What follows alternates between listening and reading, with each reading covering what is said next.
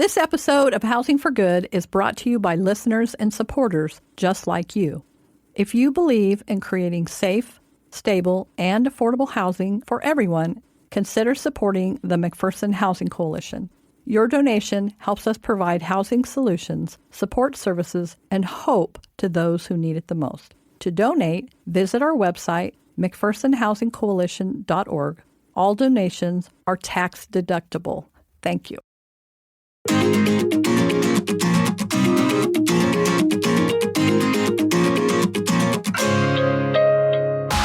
Welcome to Housing for Good, a podcast dedicated to housing topics and issues affecting our communities in McPherson County and beyond. With years of experience and expertise, hosts Chris Goodson and Carolyn Moore discuss housing challenges and opportunities with other experts from a variety of housing fields.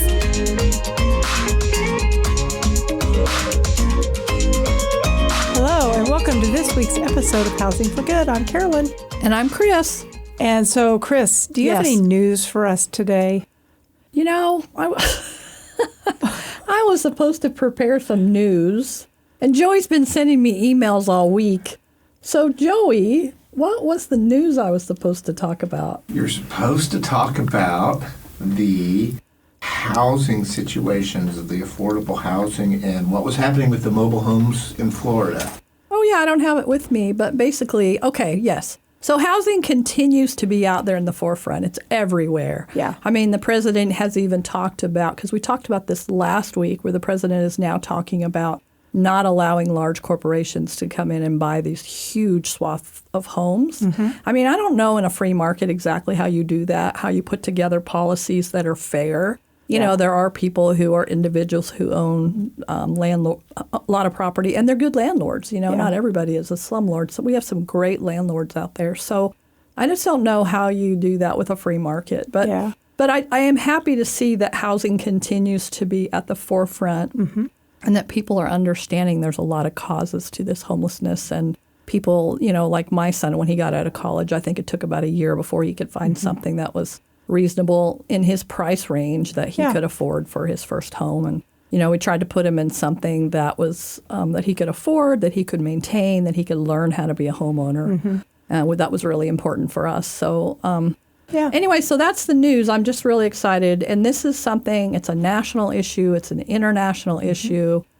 I mean, it's not just in Kansas, but it's across the nation and across the world. So hopefully keep listening, and together we'll figure out some answers, we'll follow policy, and we'll figure out what's going on. Okay.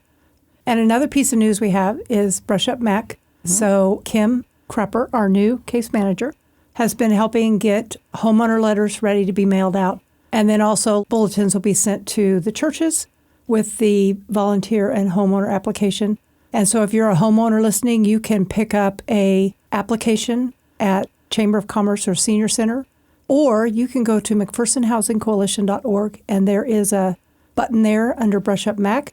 Fill that out. I get it as an email, and then we'll get you signed up for Brush Up Mac. So yay! And if you live anywhere in McPherson County, you are eligible. Yeah, absolutely. It's good if we can have a team from that community. So if you're somewhere and you've never been participated before, please get a hold of us so we can help partner with that and get that done. I mean, we've kept a lot of our seniors in their homes. Do we have somebody over 100 that's still living in their own home? I know. That's absolutely crazy. Mm-hmm. But yes, her kids are very involved in her being able to be in her home. Mm-hmm. And we have helped her consistent years. So forever. When we started Brush Up Mac, we were helping her. I have a picture of her. My aunt just thought that was the coolest thing ever. So anyways, okay, well, we got a guest today. I know we do. I'm excited about this one. I'm excited too. So we love it when we have people come talk to us from organizations or agencies that are doing the work. But today we get to be joined with Olivia Fetsch. Olivia is a volunteer and a community member. So Olivia, would you introduce yourself? Tell us who you are. Sure. I'm Olivia Fetsch. I live in McPherson. My husband is a surgeon at McPherson Hospital, and I have two boys, Owen and Dylan. Mm-hmm. Owen is a sophomore at K-State, and Dylan is a junior at McPherson High School. And isn't he going to graduate early? Did I see something about that? Yeah. Man. He's Smart kids. That's, yeah. Yeah, we got very lucky. They're both very intelligent. Do they take after their mom or their dad? Oh, gosh. Probably their dad. That's funny.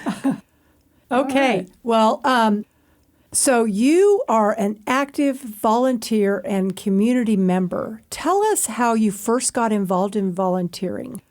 Well, I think the first time I volunteered in McPherson, and I had been reading the paper, and there was an article in there that said they were starting a summer lunch program.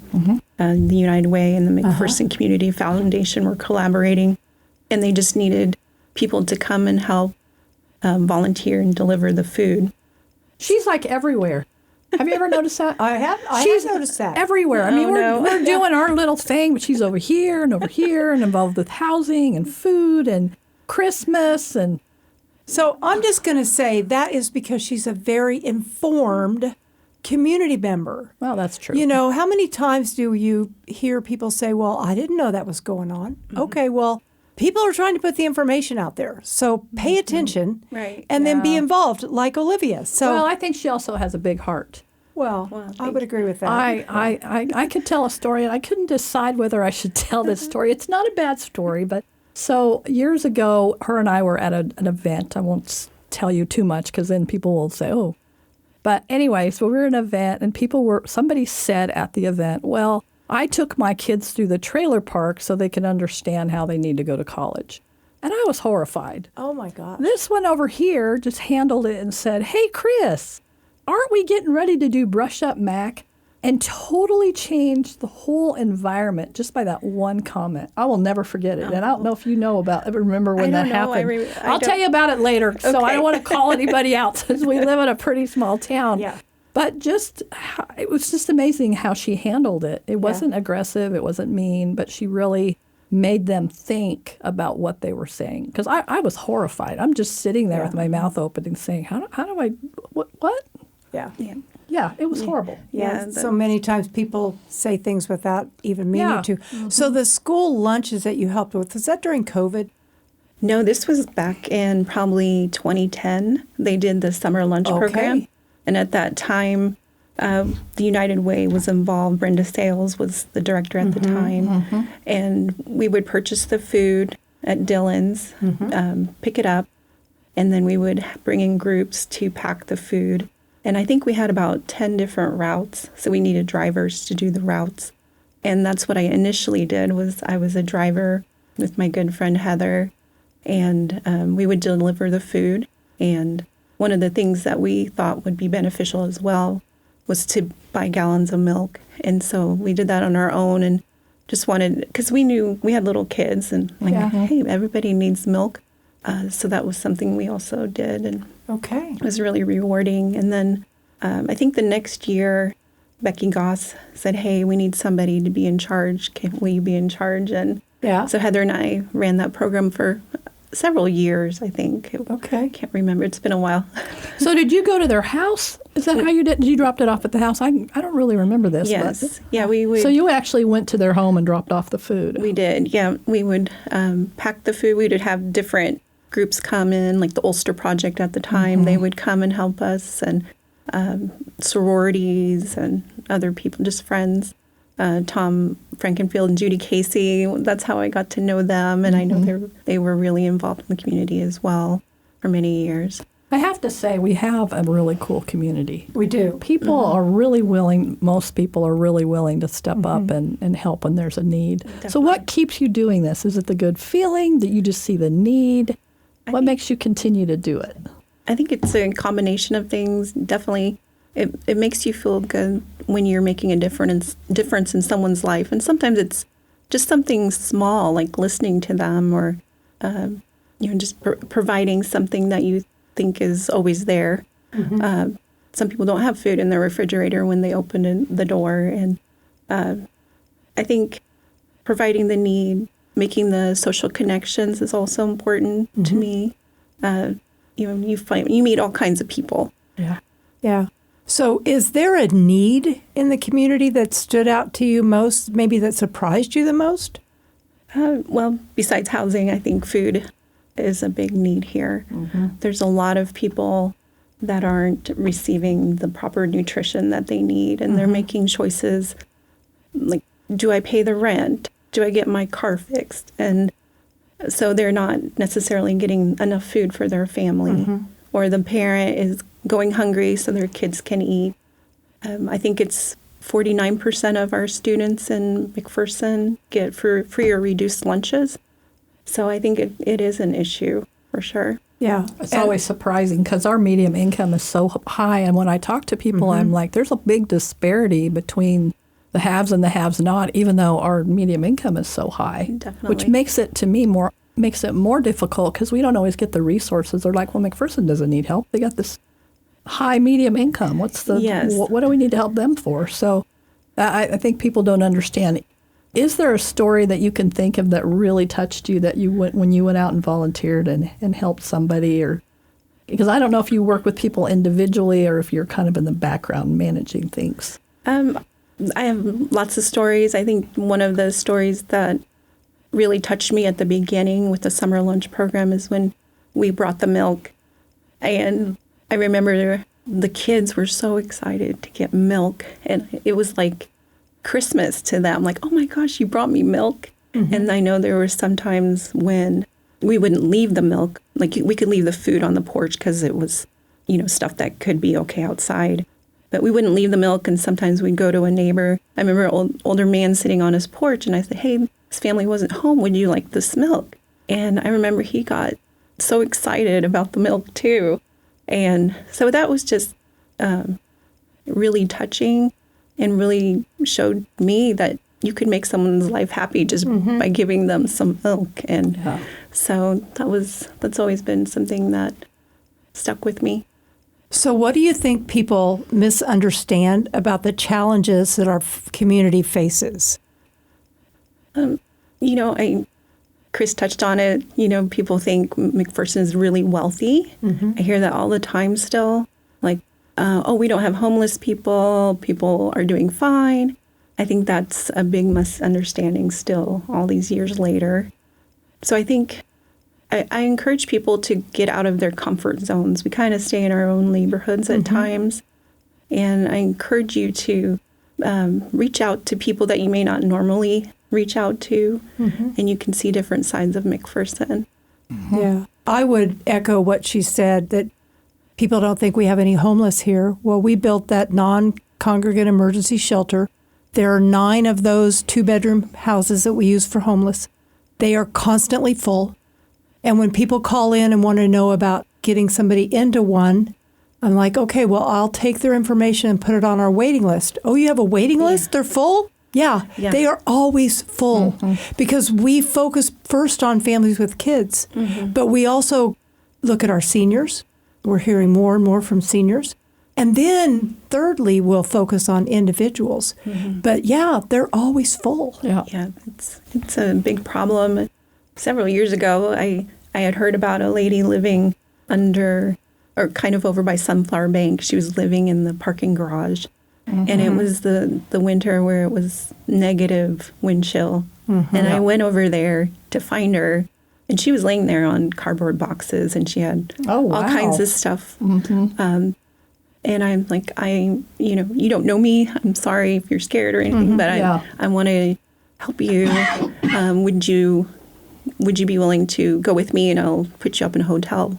And we were able to do that. I reached out to a group of friends. Hey, there's this lady living on the street. Would you want to help her? And they all chipped in money. But the amazing thing was when I did take her to the hotel, I just picked one that I thought would be good. And when I walked into the door, the front desk clerk knew her. And he ended up giving me his employee discount, and he knew her background. Kind of watched out for her. Friends went and brought her food every day. And I haven't seen her in years, but last time I saw her, she was walking somewhere with a suitcase. Oh, wow. And I have hopes that she has moved on and is doing well. But but it was just, I was like, how do you... it was negative wind chill, and people are used to Jenny. They see her. But there's a lot more out there. Yeah, I think it's very hidden, but there is a lot of people out there that are struggling and living in their cars. And I mean, we've just rescued somebody recently that was living in their car, had been for, a year? She'd been there for about a year. And I think we finally were able to help stabilize the situation because, that's good when you put them in a hotel and you can at least keep them warm. But trying to get them stable, that is really the long-term work. And that's really what we all try to do is try to get that family stabilized so that now they're independent and we can make sure if they're seniors, they're getting Social Security or whatever assistance that they need. So I'm so glad that you did that. I've done that a couple times myself. It's like I would just give it all everything I have away. Yeah. Sometimes it's like, stop. The people that told me knew that she was there, but they didn't feel comfortable. But for me, sometimes I just dive in head first, and then think about the consequences later. But it's worked out, I couldn't have slept knowing she was out there. Yeah. So what do you see as opportunities in our community? What are we missing? Are there other things that we could be doing or volunteer opportunities, or what are we missing out there, do you think? Because there's a lot work to be done. Yeah, I think we're making good progress. You're doing amazing work. We have a lot of groups that are helping with the food. I know there's a group that is wanting to possibly open a soup kitchen or a place that consistently provides meals. They're working on securing funding and kind of working towards that maybe in the next 5 years. I can't think of anything where we're lacking right now, and maybe I'm just not educated enough to know. You maybe know better than I do. Well, I've always said that once you know more, then you're expected to do more. We don't just get to sit back and do nothing. Right. You are expected to act on what you have learned, especially if you know where there's help. So how do you stay encouraged when the work so often can feel so challenging and so overwhelming? I think just knowing that you're making a difference. And I have a lot of friends that help me. It's never me on my own. So that's always kept me up. Like, I know these people depend on me and my friends are going to be there with me. So that really keeps up my spirits. Yeah. So as I mentioned, we have our brand new case manager sitting here listening in on our conversation. She's trying to learn everything she can. And I have told her more than once in just this week alone that she's worked with me that we can't fix it. We're just called to do every day what we can. And then I have a strong faith. And so I believe that when I talk to God, He listens to me and will provide what I don't know about or what I don't know what to do with something. He'll provide an answer. Do you find that yourself? Yes. Yeah. I feel like this is my purpose. Like I'm just one person, but I can get people together. And, He's using me in that way. I wouldn't call myself like an outgoing person or someone that is a natural born leader, but I can rally the troops, I guess, and the volunteers. Yeah, she does a great job of rallying the troops. Better than me, for sure. Yeah. I have to beg people to come and help me. She just like, hello, come and help me, and 1,000 people show up. Yeah, I've been very lucky. Yeah, so if someone out there wants to volunteer, either in our community, across Kansas, across the country, anywhere they are, how do they do it? How do they get started? Do you have any advice on how somebody can start to get involved like you did? I think just pay attention, read the news, follow social media. There's always opportunities. I know there's the United Way has things on their website. I believe the Chamber maybe has some volunteer opportunities. And you don't have to make a big commitment. It could be an hour here and there. I know hospice is looking for volunteers just to sit with people. And I think, that anybody could do that, sit and listen or just be there. So I think there are always opportunities. Just keep your eyes open. Yeah. And one thing about volunteering is you don't have to give a lot of time. Right. You don't have to have a lot of money. Sometimes just, being there, giving an hour a week makes a difference in the work that an agency is doing. Like you said, for somebody with hospice, they're just wanting somebody to sit there so this person, if they open their eyes, they're not alone. So what qualities or skills do you think somebody needs to be a volunteer? Do they even have to have skills. Can you just have the willingness to say, I want to help? Yes, I think willingness is a big thing. I think you need to be good at communicating, listening. Work ethic is important. I think those are and compassion. And I like the idea that, like, in our family, we all volunteer. Every single member of my family, my kids, my grandkids, have all been part of volunteering. My son and his family live in Oklahoma, and they volunteer at at a food pantry.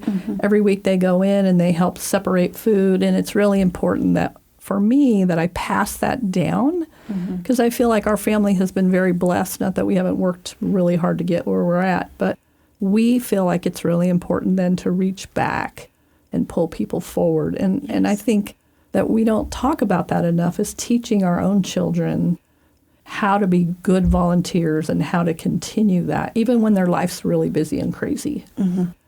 I agree. Yeah, I think with everything that I've ever done, I make sure my kids are involved. Meals on Wheels, or the Christmas food baskets, or even summer lunch program. They came and helped pack food, and it's very important. And I think the person that inspired me the most, or the people that inspired me most in my life, were my grandparents. They were missionaries for 33 years, so they gave their whole life to making other people's lives better. So it's just a family tradition. Yeah, that's so cool. That's awesome. I know one thing, talking about having your children or grandchildren, because we've tried to include our granddaughters in volunteering. And so one thing that we helped with for years was delivering furniture to people that need it but can't afford it. And we're part of a ministry that does that.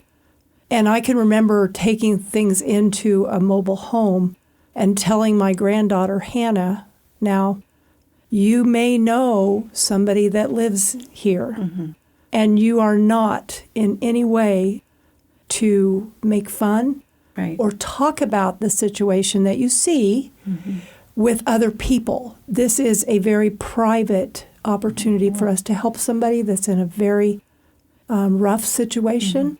And so I think it's important to make sure, because people do think McPherson is so wealthy that when your kids, when you are able to provide for them, when they see people that are in need and have a real challenge, that they understand that there's a part of that we keep to ourselves. We keep it private. Yes. Okay, so how has the community shaped you, and how do you hope to shape it in the future? Oh, I think they've, I was thinking McPherson kind of raised me. Helped me to, like I said, be somewhat of a leader, just to bring people together and put out information too. That I post a lot on the community page, just because people always tell me, I did not know that was happening until you put it out there.